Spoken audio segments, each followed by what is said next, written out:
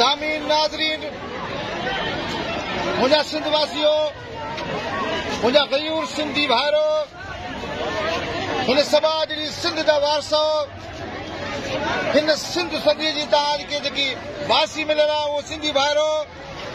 ही मुंहिंजो न्याणियूं ऐं मुंहिंजी भेनरूं ही मुंहिंजूं अदड़ियूं ही मुंहिंजूं माइरूं ही मुंहिंजी लज ऐं लोई ही मुंहिंजी गैरत ऐं इज़त ही मुंहिंजा नंग ही मुंहिंजूं माइरूं अॼु उन सां इहो हासिल कयो वियो आहे जेकॾहिं तातारी हित मुल्क में अचनि हा अरखोन तुरखोन अचनि हा ऐं जेकॾहिं अरब हमलावर अचनि हा त बि मुंहिंजे नियाणे सां इहा हालत न कंदा जंहिं मुल्क ते हमलो कयो वेंदो आहे जंहिं मुल्क खे फतह कई वेंदी आहे उन फतह वारे मक़सूद इलाइक़नि में बि औरतुनि खे इज़त मिलंदी आहे पर असांजे हिन मुल्क में इस्लामी कानून हुजण जे बावजूद मुंहिंजे नियाणियुनि जो जेको हासिल कयो आहे ही मर्द ही पुलिस वारा हिन नियाणियुनि सां छो बीठा इहो हिकिड़ो वॾो सुवालु आहे इहो हिकिड़ो वॾो सुवालु आहे सभिनी खां सुवालु आहे मूंखां बि सुवालु आहे तव्हां खां बि सुवालु आहे त ही मुंहिंजूं माइरूं भेनरूं आहिनि मुंहिंजी बि लज आहिनि मुंहिंजी बि इज़त आहिनि मां बि माइरुनि वारो आहियां मां बि भेनरुनि वारो आहियां मां बि कंहिं घर वारो आहियां मुंहिंजी बि अमड़ हूंदी मुंहिंजी बि भेण जीजल हूंदी पर यार अहिड़ो असर मुंहिंजी भेण जेको असर घोटकी में थियो आहे जेको असर घोटकी में कयो आहे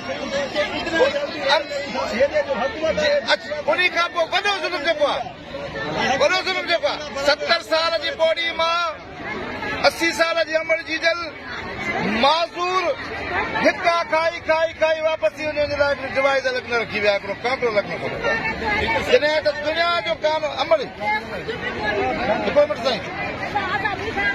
पुट तव्हां परेशान मर्दनि जो पुट आहिनि अमड़ ही मुंहिंजी अमड़ ही मुंहिंजो नंग ही मुंहिंजी लोई ही मुंहिंजी इज़त सवाल थी करे पूरी सिंध खां सुवाल आहे हे ॾिसो ही रोण अखियुनि जा गोड़ा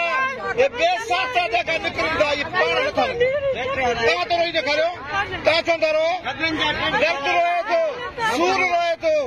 आंज रोइनि था बुख रोए थी बदाली रोए थी इहा पूरी सिंध रोए थी